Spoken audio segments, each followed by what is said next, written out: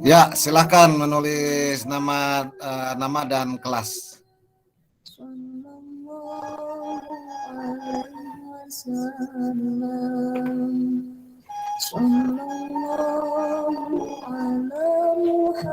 Ya, Maya Utami kelas 11 MIPA 2.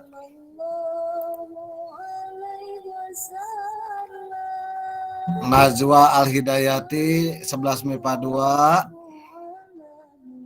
Terus semuanya ngisi absen. Milda Susanti kelas 11 MIPA 3.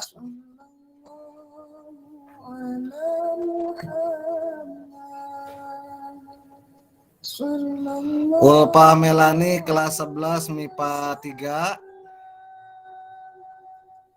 Milda Susanti, kemudian Nur Hasana Amelia Zahra kelas 11 MIPA 3.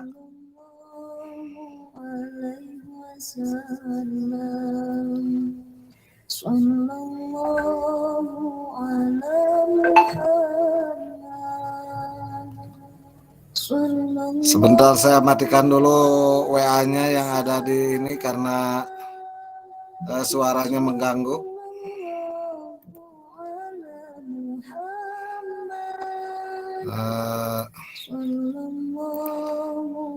Asep Suwandi silahkan menulis nama dan kelas. Helmalia 11 MIPA 2.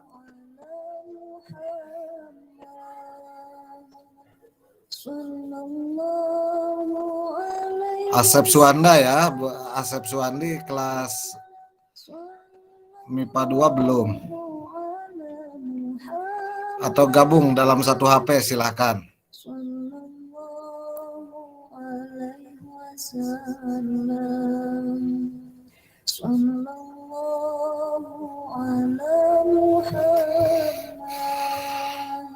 Sebentar saya menghidupkan AC dulu, panas di kamar saya.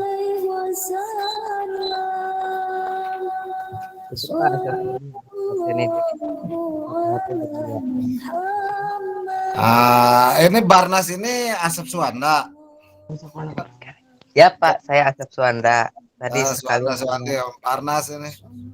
Iya Pak, saya Asep Suwanda. Itu Ya, yang Asep Suwandi sekalian satu HP berdua. Ya, satu HP berdua nggak apa-apa. Ya Pak.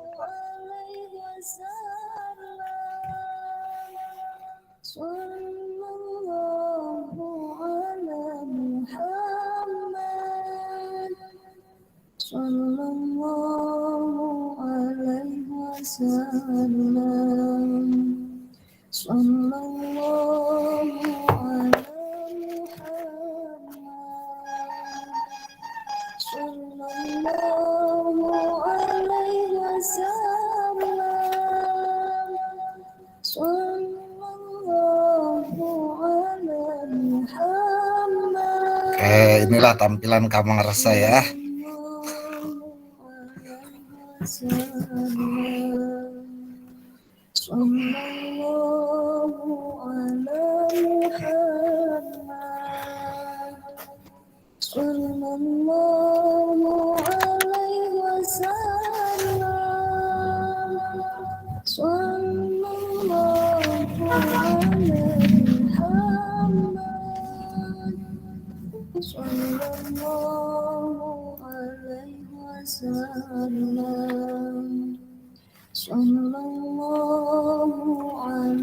Sudah 9 menit kita meninggalkan pukul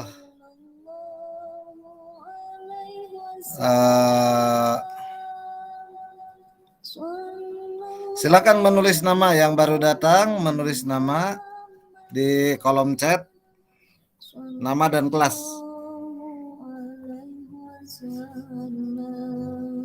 Udah Pak. Suwanda dengan Barnas ini berbeda HP ternyata.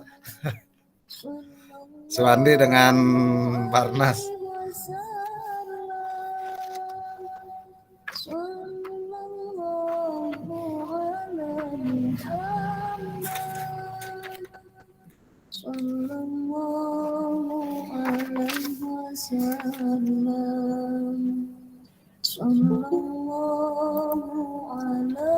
Chandra, silakan menulis nama dan kelas.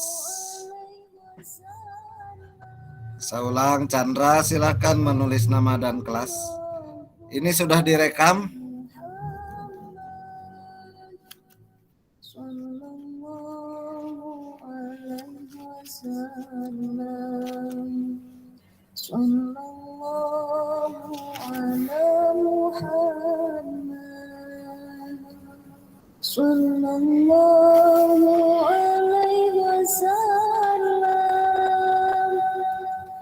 Baik, bismillahirrahmanirrahim. Assalamualaikum warahmatullahi wabarakatuh.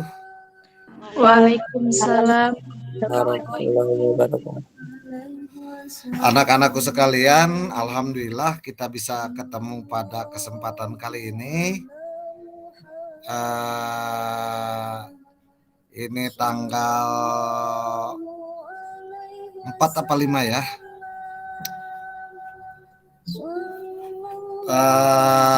Merupakan pertemuan pertama dalam pembahasan materi PAI. Kemarin saya menyampaikannya hanya silabus saja, tetapi kali ini saya menyampaikan materinya, yakni bab 1 tentang beriman kepada kitab Allah, yakni yang dibahas pada kesempatan kali ini adalah Al-Quran. Anak-anakku sekalian,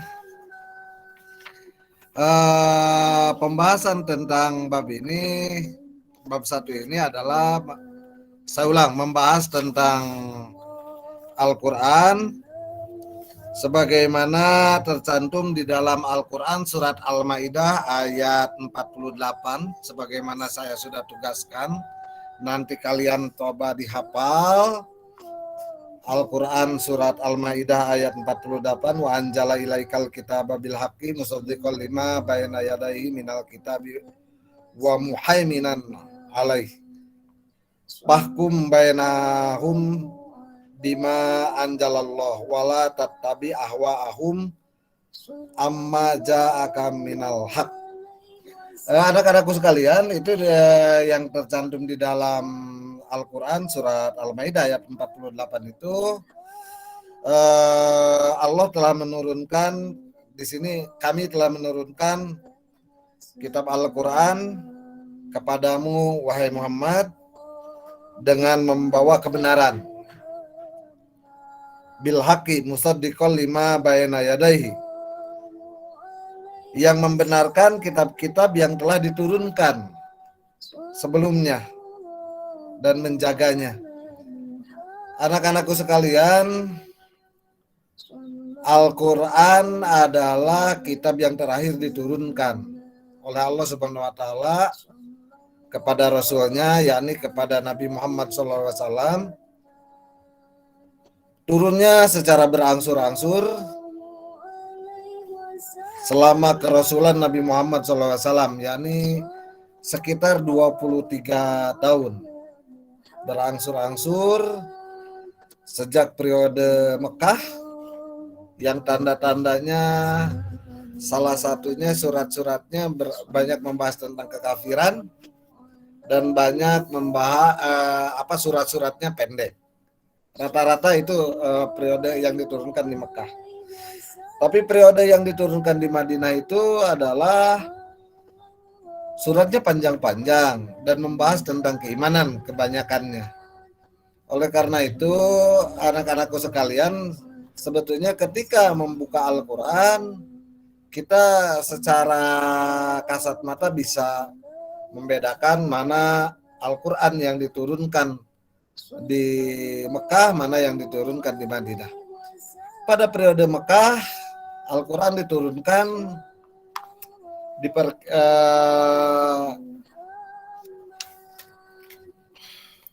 diturunkan lamanya adalah sekitar 10 tahun. Pada periode Madinah, Al-Quran diturunkan selama 13 tahun. Anak-anakku sekalian, itu adalah lamanya Al-Quran diturunkan oleh Allah kepada Nabi Muhammad SAW berdasarkan tahun kerasulan. Sebelumnya sebelum jadi Rasul, Nabi Muhammad adalah posisinya sebagai Nabi. Itu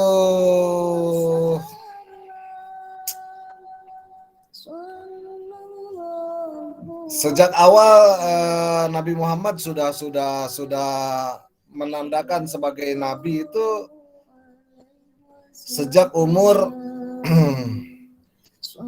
sejak umur kecil juga beliau sudah menandakan bahwa dia akan diutus menjadi Nabi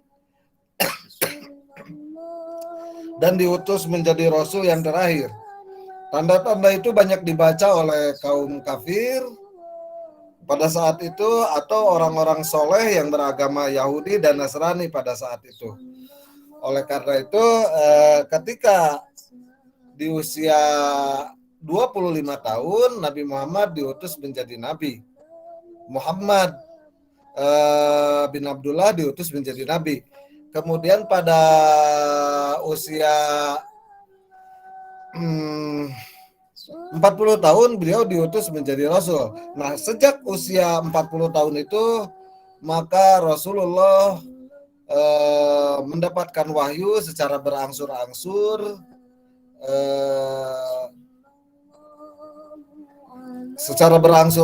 selama 23 tahun menerima wahyu diawali oleh surat yang kita kenal dengan Al-Alaq. Iqra bismi rabbikal ladzi khalaq khalaqal insana min 'alaq iqra wa rabbukal akram yang turun sampai dengan ayat 5. Turunnya di mana? Turunnya pertama kali adalah di Gua Hiro. Anak-anakku sekalian, apa saja kitab yang pernah turun kepada para rasul? Yang pertama adalah kitab Taurat. Taurat itu adalah kitab yang diwahyukan oleh Allah Subhanahu wa taala kepada Nabi Musa alaihissalam. Taurat diturunkan kepada Nabi Musa alaihissalam.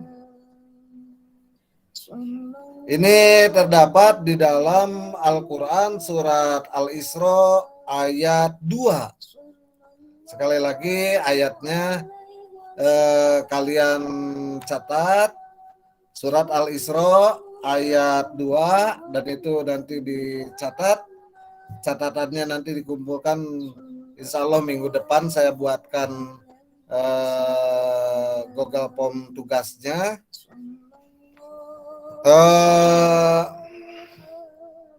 Wa atainal Musal kitaba dan seterusnya ayatnya, dan aku telah datangkan kepada Musa kitab. Dan kemudian ayatnya itu wa ja'alnahu hudan li bani Israil. Jadi Taurat itu adalah petunjuk yang diberikan oleh Allah kepada Bani Israel melalui Nabi Musa sallallahu alaihi wasallam. Saulang, Taurat itu diturunkan oleh Allah kepada Nabi Musa alaihissalam untuk petunjuk bagi Bani Israel. Ada di dalam Taurat itu terkenal dengan Ten Commandment, 10 perintah. 10 perintah itu, 10 ketentuan itu yang dikenal oleh dunia, oleh Yahudi, oleh Nasrani, oleh kita Islam, agama-agama samawi mengenalnya dengan nama Ten Commandment atau 10 perintah atau 10 asas-asas kebaktian. Asas-asas keyakinan dan asas-asas kebaktian. Jadi ada 10. Yang pertama adalah tiada Tuhan selain Allah, sama. Walaupun mereka menamakannya mungkin Yahweh.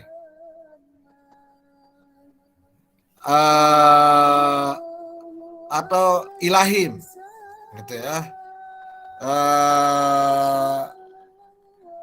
Tetapi Yahudi menyebutnya Yahweh. Yahweh itu adalah nama lain dari Allah. Ya, penulisannya mungkin menggunakan tulisan Ibrani. Atau tulisan-tulisan yang memang kita belum tidak tahu seperti apa tulisannya. Yang kedua adalah jangan menyembah berhala, sama.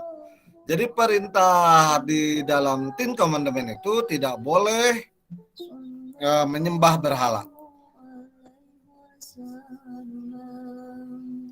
Yang belum menuliskan nama dan kelas, silakan menuliskan nama dan kelas di kolom chat. Selanjutnya adalah jangan menyekutukan Allah. Jangan menganggap bahwa Tuhan itu berbilang. Jangan menganggap bahwa Tuhan itu ada 2, 3, 4. Karena tidak mungkin ada Tuhan lebih dari satu. Sudah dibayangkan Tuhan yang satu menginginkan hujan, Tuhan yang lain menginginkan panas. Mending kalau tidak berantem sesama Tuhan. Berbeda keinginan ini adalah hal yang sifatnya untuk makhluk. Kalau makhluk berbeda akun, berbeda dirinya, maka terjadi pertentangan antara kepentingan. Demikian juga Tuhan. Kalau Tuhan berbeda, Tuhan itu ada banyak, kemungkinan besar maka akan terjadi pertentangan kepentingan. Yang satu ingin mengazab, yang satunya ingin memberikan kebahagiaan, memberikan pahala yang kontan dibayar di dunia. Itu sudah kebayang. Anak-anakku sekalian, yang keempatnya adalah sucikan hari Sabat. Jadi mereka, Anessa silakan ngisi absen karena kalian berdua dengan siapa, Anessa? Silakan ngisi absen di kolom chat nama dan kelas. Di kolom chat nama dan kelas. Sucikan hari Sabtu. Jadi hari-hari keagamaannya untuk bangsa Israel itu, untuk orang Yahudi itu adalah hari Sabtu. Oh, Salsa Nabila dengan Anessa ini di kelas nih. Saya lanjutkan. Hari Sabtu adalah hari keagamaannya orang-orang Yahudi atau orang-orang Bani Israel, umatnya Nabi Musa. Kita mengenal Nabi Musa adalah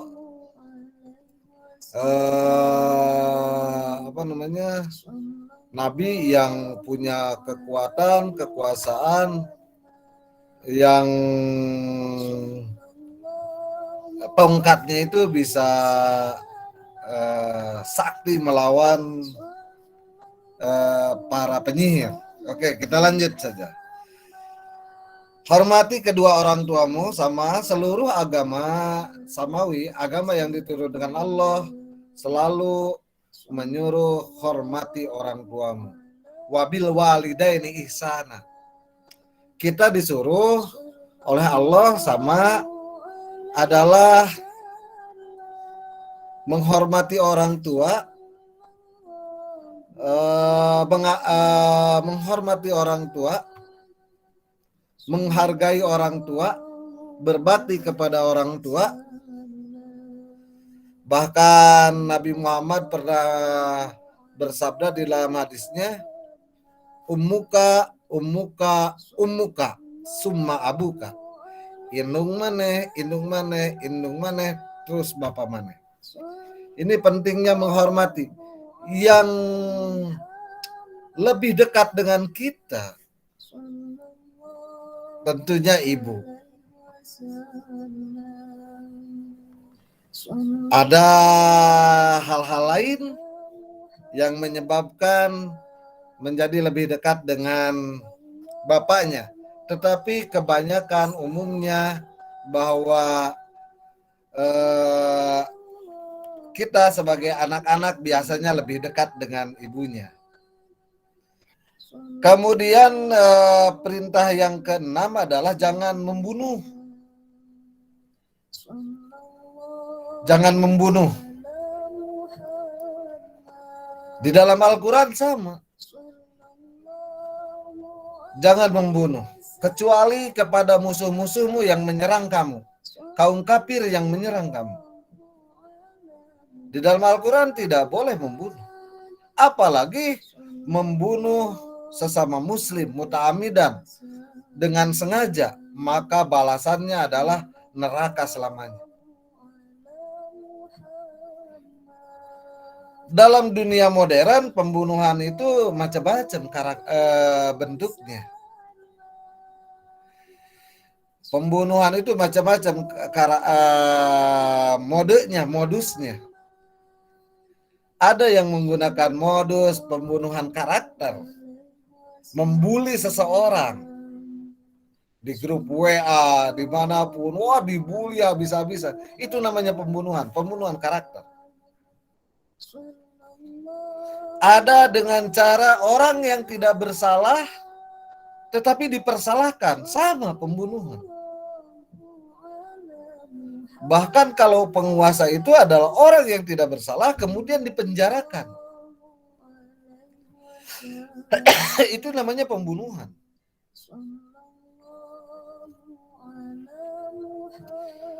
Anak-anakku sekalian, kemudian perintah yang ketujuhnya adalah jangan melakukan zina. Zina itu adalah hubungan suami istri, hubungan antara laki-laki dan perempuan yang tidak diikat dengan pernikahan. Apa saja perzinahan? Anak-anakku sekalian, seorang laki-laki muslim beristrikan perempuan kafir. Kalau dia tidak masuk agama Islam, maka kategorinya sebagian besar ulama menyebutkan itu zina. Walaupun ada yang membolehkan, lalu kemudian nanti masuk Islam setelah akadnya. Tetapi sebaiknya kita melakukan pernikahan itu adalah kepada sesama agama yang sama, Islam dengan Islam. Asep Suwandi jadi jodoh, silakan. Yang beragama Islam, jangan yang beragama lain. Seganteng apapun, karena kita jatuhnya zina selamanya. Kalau dia tidak masuk Islam, maka zina sama. Begitu juga Iis silahkan tulis nama, Eka silahkan tulis nama, kalau belum ya tulis nama dan kelas. Nama siapa, kelas siapa gitu ya. Saya bagi yang baru datang silakan. Karena direkam chatnya di foldernya. Anak-anakku sekalian, sekali lagi perzinahan macam-macam. Zaman sekarang ada perzinahan online. Saya tidak paham seperti apa bentuknya online, tetapi perzinahan online pernah dibahas di televisi kalau tidak salah, di medsos juga banyak yang membahas tentang itu. Perzinahan antara anak dengan bapak, incest namanya. Perzinahan antara ibu dengan anak. Ya Allah, aneh-aneh dunia ini. Jadi banyak bentuknya perzinahan. Bahkan sebagian ulama menyebutkan bahwa onani, bahwa apa namanya, membayangkan sesuatu yang berkaitan dengan perilaku-perilaku seksual, maka itu adalah zina. Itu sebagian ulama mengatakan begitu. Nah, ajaran Nabi Musa alaihissalam melalui kitab Tauratnya itu dilarang untuk berzina. Saya lanjutkan. Kemudian jangan mencuri. Di dalam Al-Quran pencuri itu dipotong tangannya. Korupsi itu dipotong tangannya. Oh, ada macam-macam pencurian dalam Islam.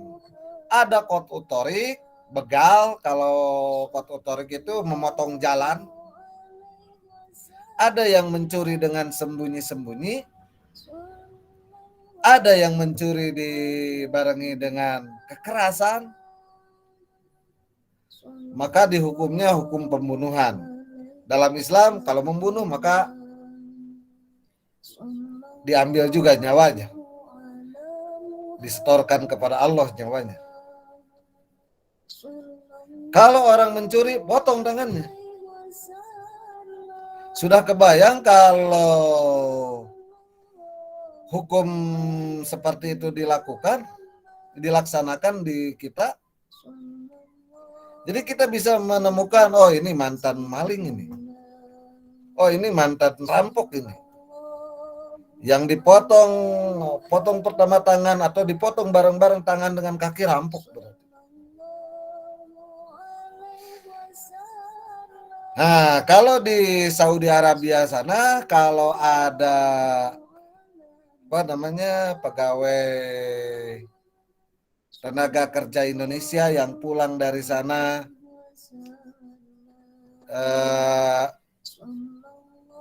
tangannya hilang sebelah. Tangannya hilang sebelah berarti kita pastikan bahwa orang tersebut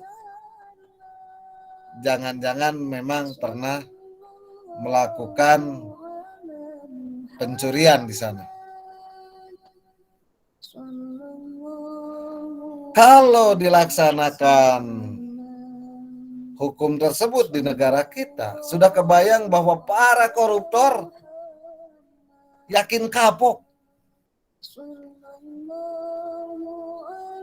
Yakin kapok. Di negara kita koruptor hanya 5 tahun paling tinggi. Paling tinggi hanya 5 tahun. Bahkan kalau mendapat pengampunan dari presiden, koruptor itu akan dipotong masa tahanannya.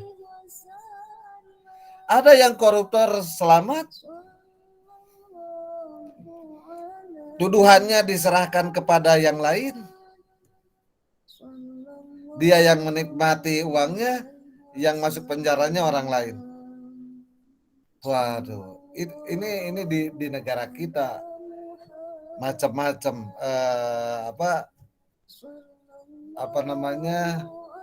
hukumannya.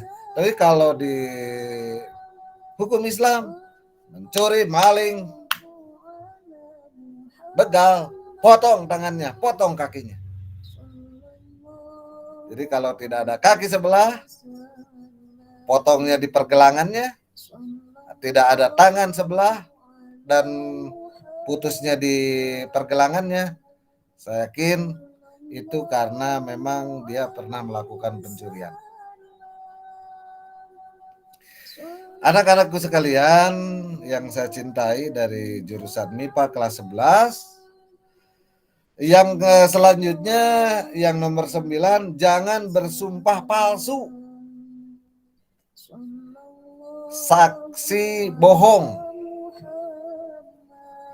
Misalkan Asep, pernah lihat Bapak gak kemarin ke sekolah? Tidak Pak, padahal sebetulnya lihat. Sedikit panel aku saya, Asep. Kada ulang akunya. Itu sumpah palsu. Demi Allah kamari. Waduh, apalagi membawa-bawa Allah. Hukumannya jahanam. Bahkan sebagian ulama menyebutnya harus dibunuh. Saksi palsu itu, dan saksi palsu itu tidak diterima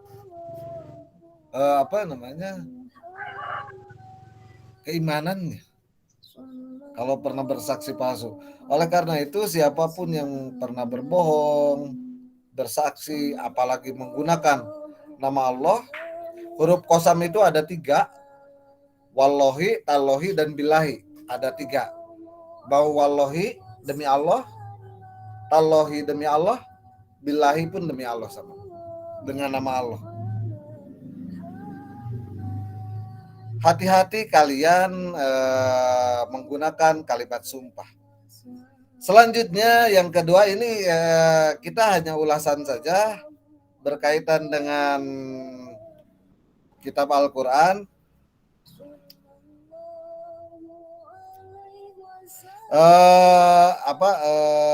Pembahasan pokoknya adalah tentang Al-Quran, tetapi memang kita membahas kitab-kitab Allah sebelumnya juga. Kitab yang selanjutnya adalah kitab Zabur. Kitab Zabur ini diturunkan kepada Nabi Daud alaihissalam. Daud alaihissalam ini adalah seorang raja yang sangat terkenal. Raja yang sangat terkenal, Daud alaihissalam. Kalau di agama Kristen itu lebih dikenal dengan King David. Di kita menamakannya Nabi Daud alaihissalam.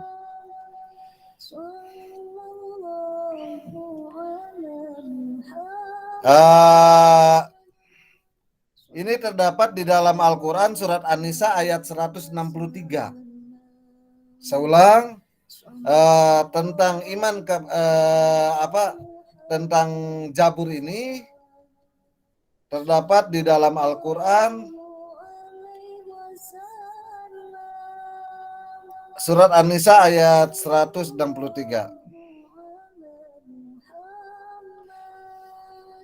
Kata Zabur itu adalah bentuk jamak dari kata zubur. Awas. Jubur bukan berarti jubur bahasa kita. Tapi zubur itu berasal dari kata jabaro, yajburu, jabr. Berarti menulis. Orang Sajra atau orang kita menyebutkan bujur kalau orang Bandung, bujur kalau orang Garut, Cianjur bujur. Nah di sini jubur. Jubur itu menulis artinya. Jubur itu tulisan-tulisan. Jadi bentuk kata dari kata zaber. Zaber itu menulis. Nah, zubur artinya adalah tulisan-tulisan. Cuma susah ya mengganti bahasa karena itu bahasanya sudah bahasa kita. Mirip-mirip dengan penghinaan kepada karena memang itu logat-logat kita, logat-logat di Banten, jubur penyebut. Tapi zubur dalam Zabur itu adalah bentuk jamak daripada zubur. Zabur itu adalah tulisan-tulisan, kalau zubur itu tulisan.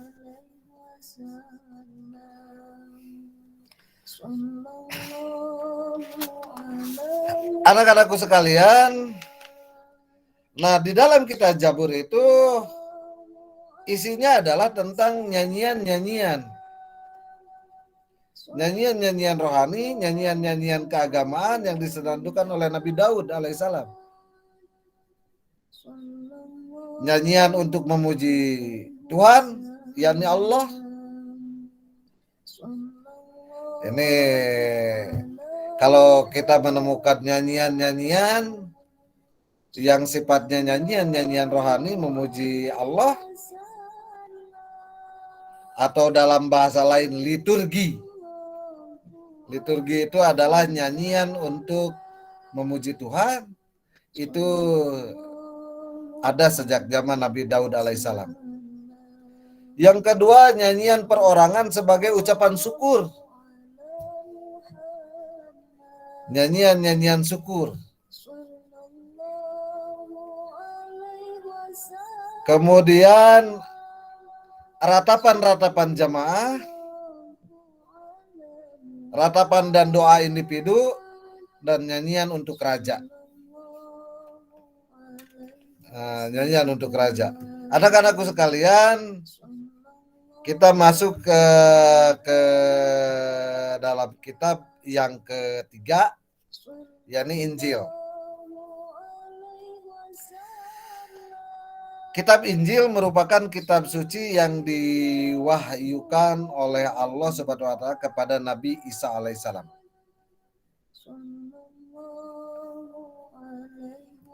Penjelasan tentang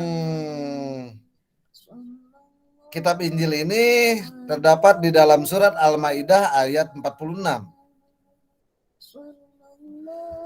Al-Maidah ayat 46, dicatat ya. Al-Maidah ayat 46 itu menyebutkan bahwa Taurat, kemudian dan Injil itu adalah petunjuk dan cahaya yang menerangi dan membenarkan kitab-kitab sebelumnya. Nah, Injil dan Zabur menerangkan bahwa kitab sebelumnya adalah benar. Nah, kemudian di dalam Al-Quran surat Al-Hadid ayat 27, silakan ditulis nanti.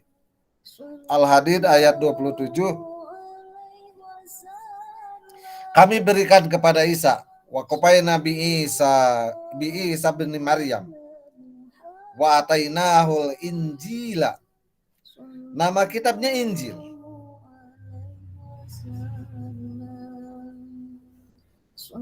Nama kitabnya dinamakan Injil dari kata anjala. Anjala itu turun. Injil.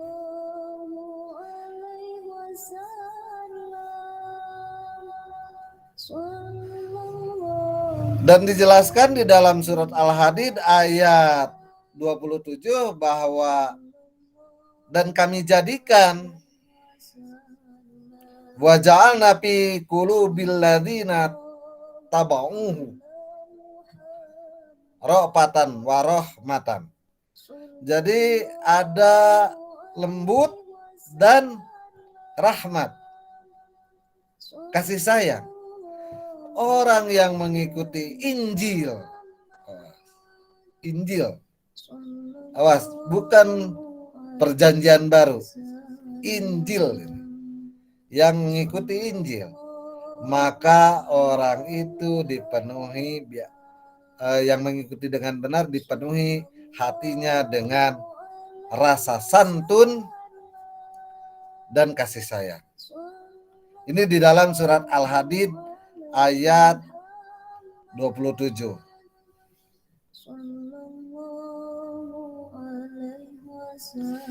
Kemudian di dalam Al-Quran surat Al-Maidah ayat 47, jadi tadi ada 46, ada 47, dijelaskan pula bahwa itu adalah perintah Allah dan hendaklah orang-orang yang pengikut Injil memutuskan perkara menurut apa yang diturunkan Allah.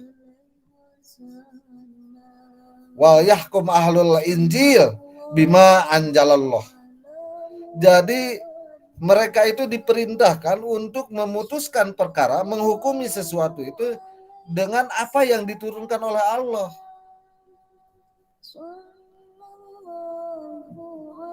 Pada hakikatnya apa yang dikatakan oleh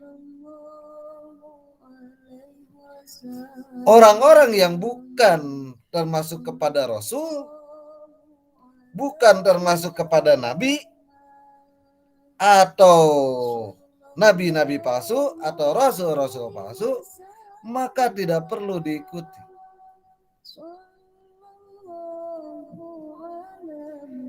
Jadi menghukumi sesuatu itu hendaknya para pengikut Injil ini yang melaksanakan Injil ini oleh Allah dengan kalimat wal yahkum, menghukumi, itu kata perintah.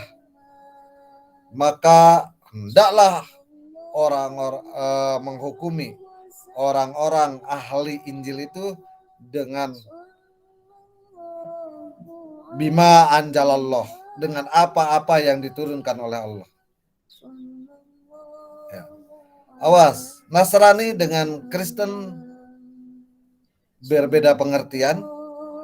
Injil dengan the New, ada Old Testament dan New Testament ya. Jadi perjanjian baru berbeda. Karena apa yang disebut dengan Injil adalah kitab yang langsung turun dari Allah, yang diwahyukan kepada Nabi Isa, tidak diselipkan dengan perkataan-perkataan yang lain. Itu Injil. Begitu juga Al-Quran, begitu juga Zabur, dan begitu juga Taurat. Baru saya menginjak kepada kitab yang terakhir yang diturunkan oleh Allah adalah Al-Quran. Al-Quran ini turun kepada Nabi Muhammad SAW melalui malaikat Jibril. Nama Al-Quran berasal dari kata qoro'a, yakro'u, artinya membaca. Anjala, najala yanjilu, apa ya? Injil itu dari kata najala. Najala itu turun. Anjala turun. Al-Quran dari kata qoro'a yakro'u Qur'anan. Untuk masdar yang artinya membaca Al-Quran. Al-Quran itu adalah yang dibaca. Al-Quran terdiri dari 30 juz, 114 surat, 6.236 ayat. Awas, 6.236 ayat, 74.437 kalimat. Saya ulang, 74.437 kalimat, dan terdiri dari 325.345 huruf. Satu huruf Al-Quran memiliki pahala kalau dibaca. Pahalanya tidak kurang dari 10 kebaikan. Satu huruf saja. Alif, lam, mim. Alifnya 10 kebaikan. Lamnya 10 kebaikan. Mimnya 10 kebaikan. Jadi sudah bisa dibayangkan 325.345 dikali 10. Belum lagi kalau digabungkan membacanya kita sering, pahalanya sudah berlipat-lipat. Sekali baca saja.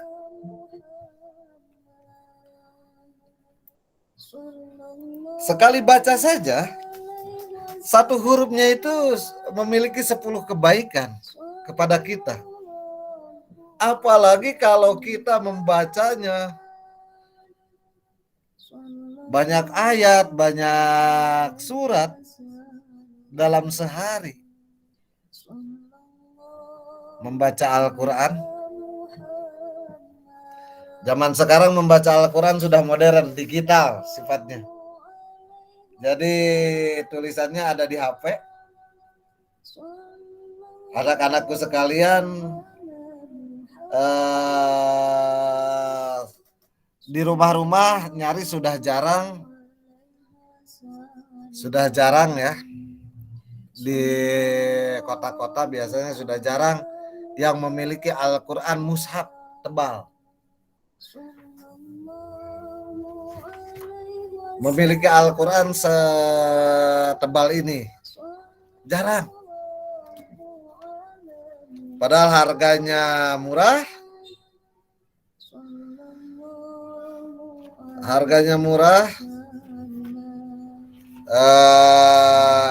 Isinya lengkap.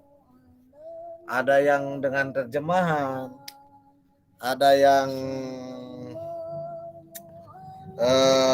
tanpa terjemahan. Silakan miliki dan punyai.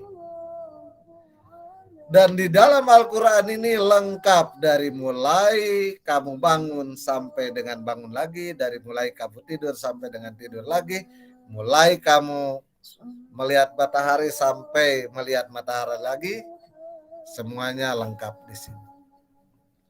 Perintah-perintahnya. Anak-anakku sekalian,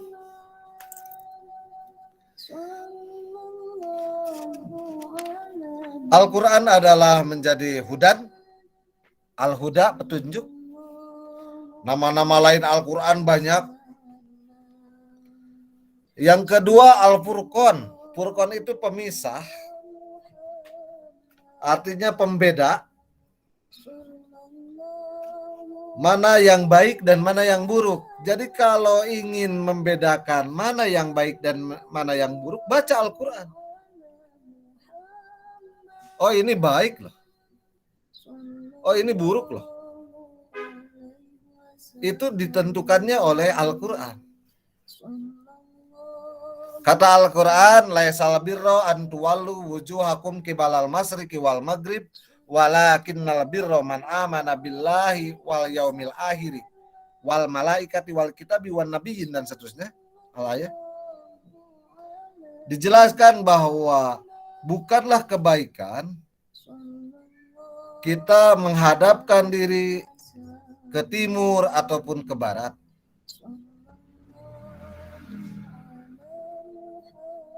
Bukanlah sebuah kebaikan kita melulu ibadah saja, tetapi anak dibiarkan kelaparan. Melulu kita ke pengajian saja, tetapi suami tidak diurus. Melulu pengajian saja, tetangga mendapatkan musibah, tidak tahu. Tetangga kelaparan tidak tahu, itu bukan sebuah kebaikan. Walakinnal birra man amana billah, yang pertama iman kepada Allah. Indikasinya apa iman kepada Allah? Dan dibahas itu. Wa malaikati wal kitabi wan nabiyyin. Iman kepada nabi. Iman kepada nabi apa? Salah satu iman kepada nabi tandanya adalah melaksanakan sunnah-sunnah nabi. Sunnah-sunnah Rasulullah. Sunnah itu apa? Sunnah itu kebiasaan. Ada sunat, kalau sunat itu hukum, tapi kalau sunnah itu kebiasaan. Makanya sunnah itu sifatnya lebih banyak yang wajib. Kalau sunat hukum itu dilaksanakan mendapat pahala, tidak dilaksanakan tidak apa-apa, tidak mendapat siksa. Sunat itu. Tapi kalau sunnah adalah kebiasaan Nabi. Mana saja kebiasaan Nabi, sholat 5 waktu, laksanakan. Everyday membaca Al-Quran, tadarus. Belajar dengan sungguh-sungguh. Karena Al-Quran sudah menyebutkan, Al-Hadis sudah menyebutkan bahwa mencari ilmu itu adalah kewajiban.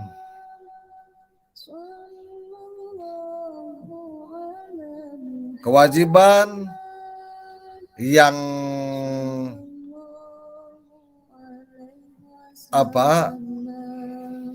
kewajiban yang harus dilaksanakan sejak berada dalam buaya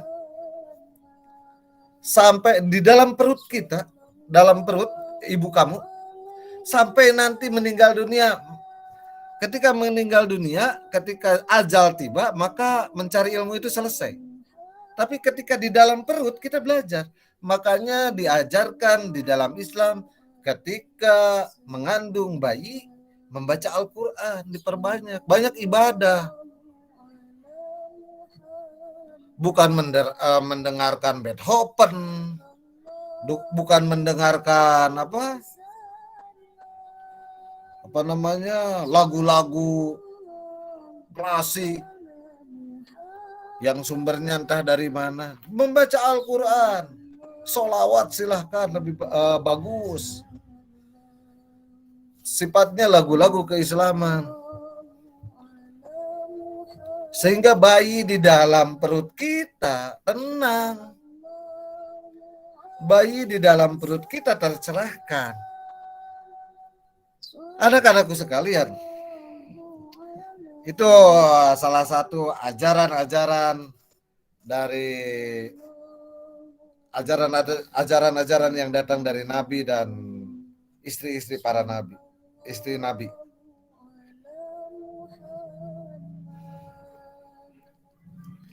Yang ketiga As-Syifa. As-Syifa itu adalah obat. Al-Quran ini menjadi obat. Mencari penenang hati. Menjadi penenang hati. Tenang hati. Astagfirullahaladzim. Lihat keindahan, subhanallah, ya Allah, ya Karim, betapa indahnya langit di sore ini, ya Allah, indah, subhanallah. Ketika kita berbuat dosa, astagfirullahaladzim, astagfirullahaladzim. Berbuat dosa kecil, astagfirullahaladzim. Ya Allah, saya lupa tadi. Itu. Bagi yang belum menuliskan nama, sekali lagi saya anjurkan untuk menuliskan nama dan kelas. Bagi yang belum. Saya lanjutkan. Yang keempat adalah az-zikr, ad-dikro. Ad-dikro itu adalah peringatan. Peringatan, ada ancaman dan ada balasan. Di dalam Al-Quran, barang siapa yang meninggalkan sholat dengan sengaja, maka akan dibalas oleh Allah dengan siksaan tentunya. Barang siapa yang tidak melaksanakan pembagian waris menurut ajaran Islam, ini surat An-Nisa ayat 14, diancam dengan neraka. Sekali lagi, barang siapa tidak melaksanakan pembagian waris, karena waris itu dari ayat 7 sampai dengan ayat 14 di dalam surat An-Nisa, maka orang itu diancam wa may ya'sallah dengan siksaan api neraka. Barang siapa orang yang tidak adil terhadap anak yatim, bahkan menghardiknya, maka dia akan dimasukkan ke dalam api neraka. Itu ancaman-ancaman itu banyak. Nah, tentang definisi yatim banyak dijelaskan oleh para ulama, dijelaskan oleh para ahli tafsir. Apa pengertian yatim? Nanti kita lanjutkan itu. Tapi hari ini saya menyampaikan nama-nama lain daripada Al-Quran. Yang selanjutnya adalah ya Chandra Purnawa Dwi Nugraha ya baru nulis.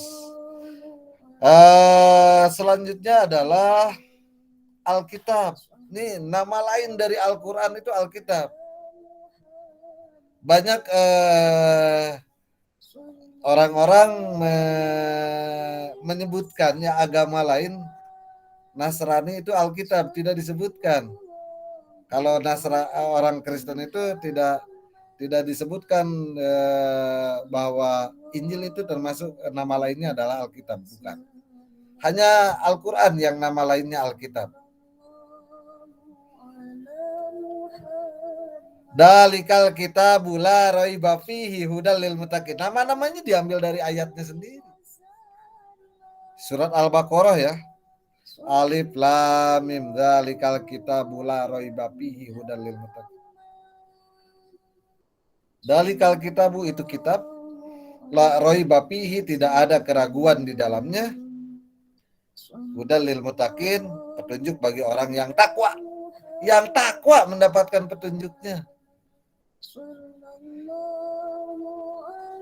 Bukan orang kafir, yang takwa mendapatkan petunjuk. Orang kafir tidak akan baca Al-Quran. Makanya Siratal Mustaqim itu miliknya orang yang bertakwa. Apa Siratal Mustaqim? Ini Siratal Mustaqim. Jembatan yang lurus itu ini loh, jalan yang lurus itu ini, Al-Quran. Bukan jembatan yang kecilnya sebesar rambut dibelah 7, kecil banget. Domba segala macam lewat ke sana, bukan. Siratal mustaqim, ihdinas siratal mustaqim. Tunjukkan aku ke jalan yang lurus. Kapan ditunjukkan ke jalan yang lurus? Ya hari ini. Di mana? Tentunya hari ini kita akan ditunjukkan ke jalan yang benar yang dicontohkan oleh Nabi Muhammad SAW, yang diperintahkan oleh Allah melalui Al-Quran, yang dicontohkan oleh Nabi Muhammad melalui Al-Hadis atau As-Sunnahnya.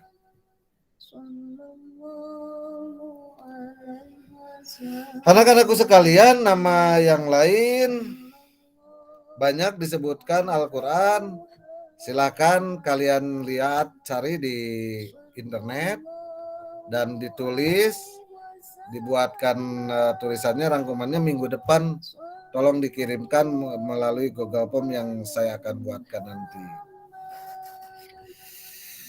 Isi pokok dari Al-Quran sekarang. Isi pokok dari Al-Quran yang pertama adalah akidah. Akidah itu apa? Aqaid itu apa? Akidah itu adalah sifatnya isi hati yang meniadakan Tuhan hanya Allah yang satu yang ada. Itu akidah. Tiada Tuhan selain Allah. Itu akidah. Anak-anakku sekalian, jika kita masih meminta pertolongan, masih meminta keselamatan kepada selain Allah, maka dipastikan orang itu tidak memiliki akidah. Akidah itu menganggap satu Allah, tempat meminta pertolongan. Iya karena na'budu, beribadah satu kepada Allah. Wa iya karena nasta'in, dan meminta pertolongan pun satu kepada Allah. Anak-anakku sekalian, sekali lagi, tidak ada yang pantas disembah, tidak ada yang pantas dimintai pertolongan, tidak ada yang pantas kita bersujud, hanya kepada Allah. Hanya kepada Allah. Dan tidak mungkin Allah memiliki anak. Sudah dibayangkan, kalau Allah memiliki anak berarti butuh perempuan. Butuh untuk menyimpan benih-benih. Allah tidak beranak dan tidak diperanakan, tidak dilahirkan. Kalau sesuatu yang dilahirkan, pasti dia pernah dilahirkan. Sesuatu yang melahirkan pasti dia pernah dilahirkan. Kamu lahir dari ibu kamu, tentu ibu kamu juga lahir dari ibunya, ibunya dari ibunya, ibunya dari ibunya, ibunya dari ibunya, terus.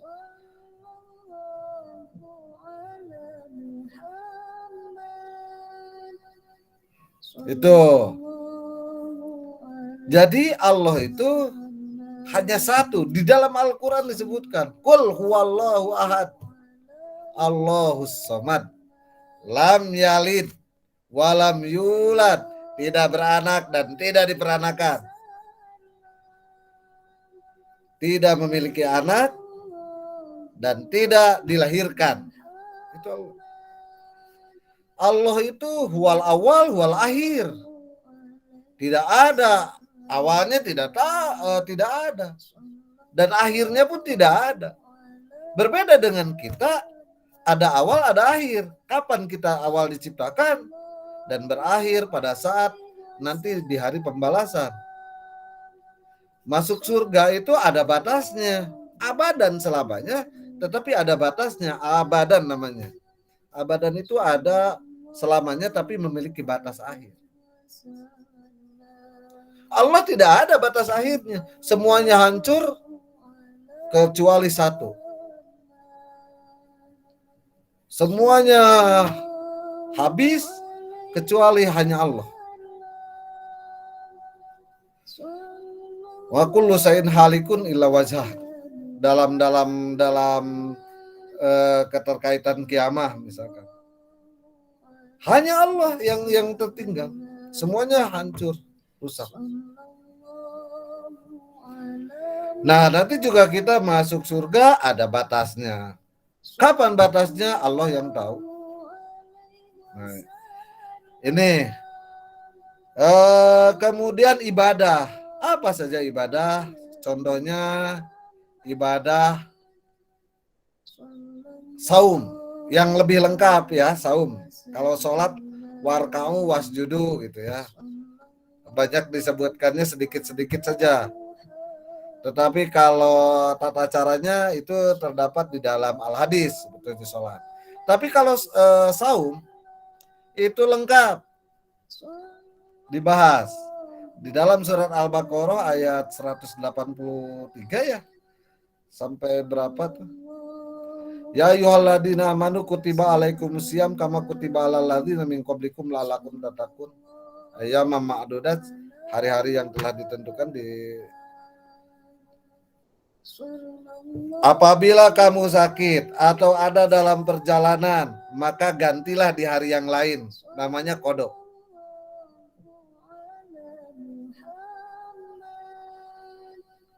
Tapi kalau tata cara sholat dibahasnya di dalam hadis. Tapi kalau saum itu khusus dibahas di dalam Al-Quran, tuntas. Paman kana minkum maridon aw ala safarin fa'iddatu min ayyamin ukhar. Dan apabila tidak kuat, maka berikanlah, tidak kuat sakit karena apa? Berikannya fidyah. Fabidyatun to'amu miskin. Maka berfidyahlah dengan makanan orang miskin. Gitu. Kalau saum jelas ditegaskan di dalam Al-Quran. Makanya kalau tidak bisa melaksanakan saum dan tidak mampu untuk melaksanakan fidyah, tidak melaksanakan tidak kuat melaksanakan saumnya maupun di hari yang lain untuk menggantinya, maka bayarlah fidyah. Itu jelas. Ibadah apapun diperintahkan berdasarkan Al-Quran. Makanya barang siapa yang menambah-nambah ibadah yang tidak diperintahkan oleh Allah dan Rasulnya, maka perbuatan ibadah itu tertolak, bukan dari Allah. Jadi ibadah itu harus berdasarkan kepada ini yang mahdoh, berdasarkan kepada perintah Allah. Yang kemudian yang selanjutnya isi Al-Quran itu adalah akhlak, perilaku. Tadi berbuat baik kepada orang tua.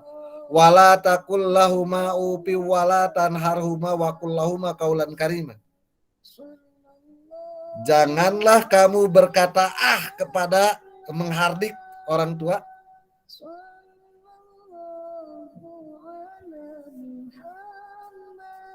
Wala tanharhuma wa qul lahuma. Tanhar itu menghardik. Wa qul lahuma qaulan karima, dan berkata yang baik kepada orang tua. Ngomongnya ulah jika kababaturan. Kainung jika kababaturan. Kabapa jika kababaturan. Mana penghormatan kepada orang tua kamu yang memberi makan, yang memberikan baju untuk sekolah, yang memberikan sepatu untuk sekolah. Rasa hormat kalian mana? Dari kecil.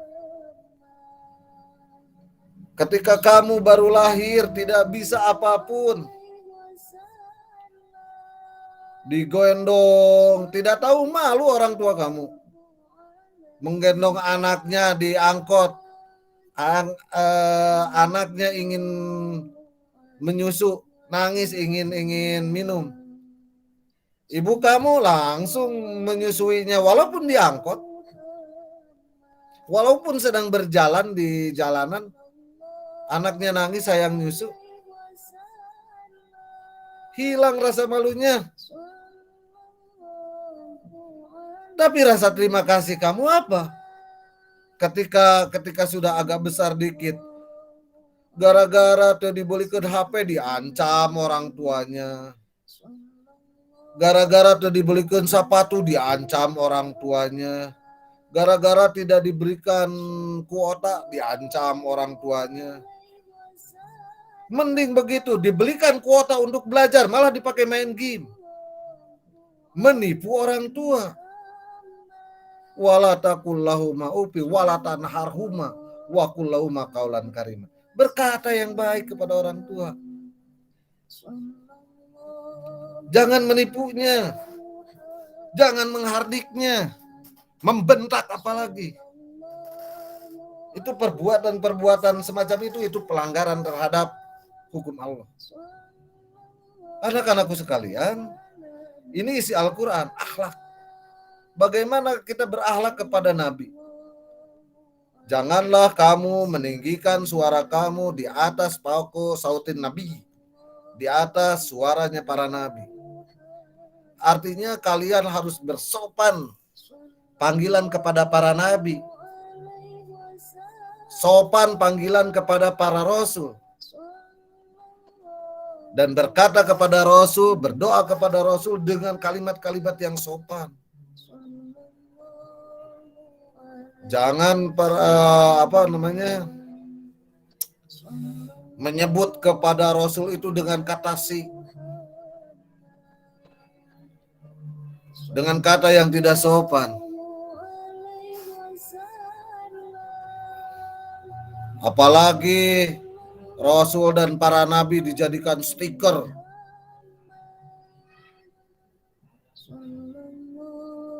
Oke lah kalau para ulama silakan. Stiker Allahu Akbar, gambarnya para ulama. Tidak kepada para rasul. Mohon maaf, ini ada yang ngamen di depan rumah saya. Jadi agak sedikit kredit suaranya dengan suara ngamen. Selanjutnya anak-anakku sekalian, isi daripada Al-Quran itu adalah muamalah. Akidah yang pertama, yang kedua adalah ibadah, yang ketiga akhlak, yang keempat adalah muamalah. Muamalah itu adalah tata cara interaksi antara seorang muslim dengan muslim yang lain, seorang muslim dengan manusia yang lain. Muamalah bisa jadi pernikahan, bisa jadi jual beli, bisa jadi pokoknya hubungan-hubungan dengan orang yang lain. Muamalah secara luas itu pengertiannya hubungan manusia dengan manusia. Tapi ada muamalah pengertian secara sempit, yakni jual beli. Tetapi sebetulnya tidak hanya jual beli.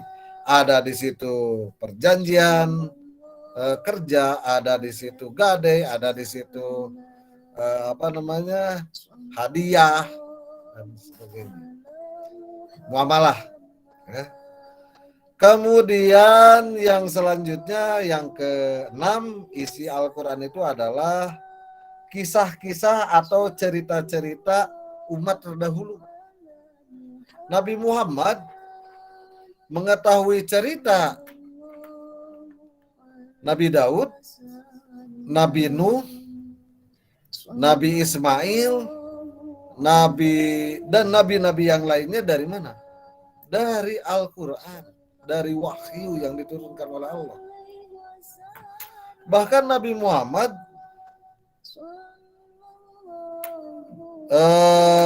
mengetahui perkembangan ilmu pengetahuan dan ilmu-ilmu yang belum kita temukan hari ini, bahkan yang baru ditemukan hari ini, itu dari wahyu. Oleh karena itu isi yang selanjutnya selain cerita-cerita kisah-kisah atau sejarah atau tarikh, selanjutnya adalah ilmu pengetahuan. Al-Quran itu luar biasa, ilmu pengetahuan yang tidak bisa dibantah. Dalam surat Yasin, wasamsu tajri li mustaqarri laha wal qamaro tajri li mustaqarri laha. Jadi mereka, matahari itu berjalan pada porosnya, berputar. Dan bulan pun sama, berputar pada porosnya. Bumi pun sama, berputar pada porosnya. Persoalannya, bulan yang mengitari matahari, bulan yang mengitari bumi atau bumi yang mengitari bulan?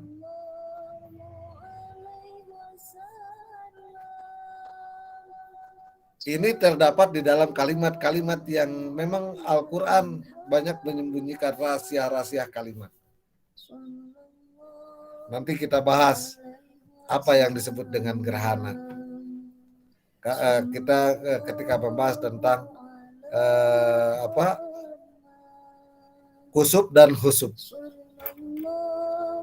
gerhana matahari dan gerhana bulan. Khusufil qamar atau khusufis samsi. Anak-anakku sekalian, itu ilmu pengetahuan banyak di dalam Al-Quran yang berkaitan dengan ilmu kesehatan, berkaitan dengan ilmu ginekologi. Dalam ginekologi banyak Al-Quran memuat bahwa manusia itu terdapat di dalam 3 kegelapan rahim.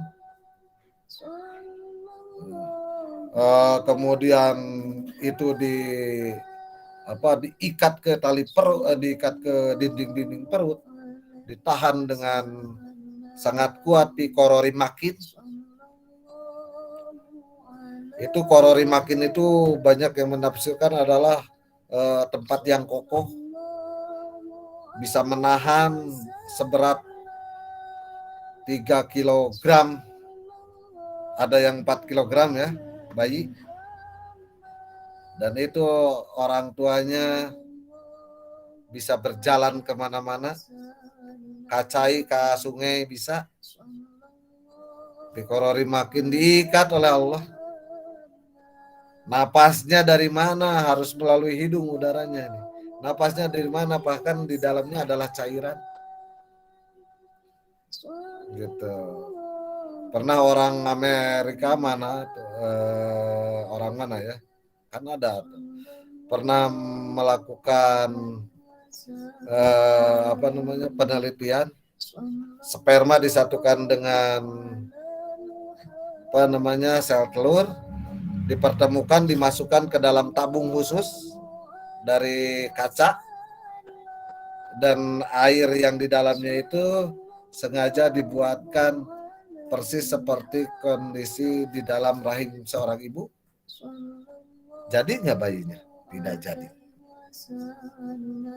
Tidak jadi. Ini kemudian tentang penyakit, pengetahuan tentang penyakit luar biasa banyaknya di dalam Al-Quran ditemukan. Di dalam surat Yasin banyak mengandung surat-surat tentang pengetahuan, ayat-ayat tentang pengetahuan. Kemudian yang selanjutnya, isi pokok Al-Quran itu janji dan ancaman bagi orang yang taat dan yang ingkar. Janji bagi orang yang taat dan ancaman bagi orang yang ingkar. La'allakum turhamun bagi orang yang saungkan, la'allakum tattaqun. Itu la'ala itu banyak didapatkan di dalam Al-Quran sebagai janji kepada orang yang takwa. Begitu juga lain sakartum lazidanakum walain kafartum, diancam inna adzabi lasadid, kata Allah, sesungguhnya siksaku sangat pedih. Orang yang kufur terhadap nikmat, tidak pandai mensyukuri nikmat, jangan menghitung nikmat lah. Menghitung nikmat tidak akan bisa. Berapa kali Asep Suwandi berkedip dalam 1 jam? Pernah dihitung? Berapa kali kita bernapas dalam 1 jam? Pernah dihitung? Berapa liter selama 1 tahun air mata yang disediakan oleh Allah untuk kelancaran mata? Tidak ada yang pernah menghitung. Oke, itu adalah isi Al-Quran.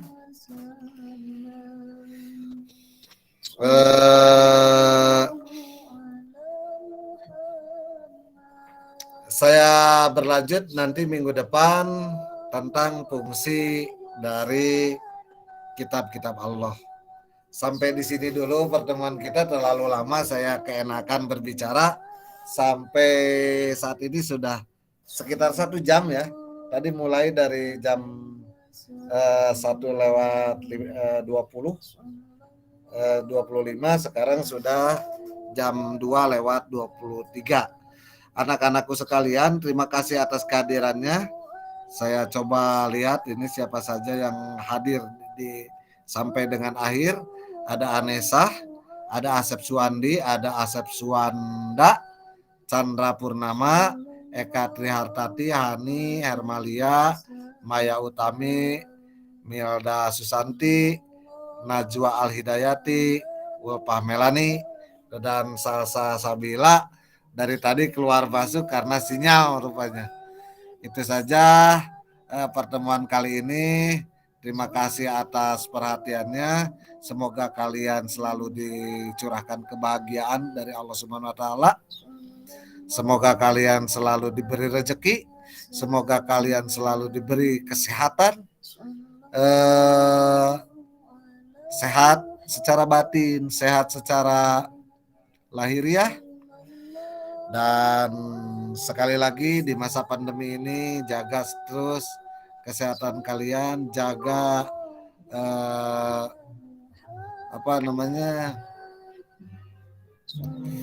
ini jam segini itu banyak yang ngamen ya. Jaga kesehatan, jaga derajat dan martabat kita sebagai seorang hamba Allah dengan selalu melaksanakan perintahnya. Jangan tinggalkan sholat, selalu laksanakan sholat, lebih baik tepat waktu. Laksanakan belajar, karena belajar pun sama perintah dari Allah sebagai kewajiban seorang mukmin muslim untuk melaksanakan belajar. Terima kasih atas perhatiannya. Sekali lagi salam kepada orang tua kalian, semoga sehat selalu. Ucapkan terima kasih Mak, terima kasih sudah dibelikan HP bisa mendengarkan pelajaran dari Pak Yai gitu. Itu kalian memanfaatkan media yang diberikan oleh orang tua dengan sebaik-baiknya untuk belajar. bukan untuk kesenangan.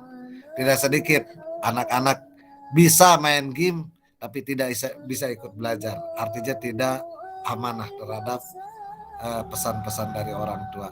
Terima kasih. Billahi taufiq wal hidayah. Assalamualaikum warahmatullahi wabarakatuh. Waalaikumsalam. warahmatullahi wabarakatuh.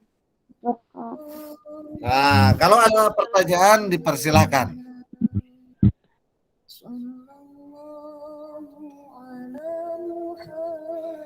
Kalau tidak ada pertanyaan dipersilakan untuk lab.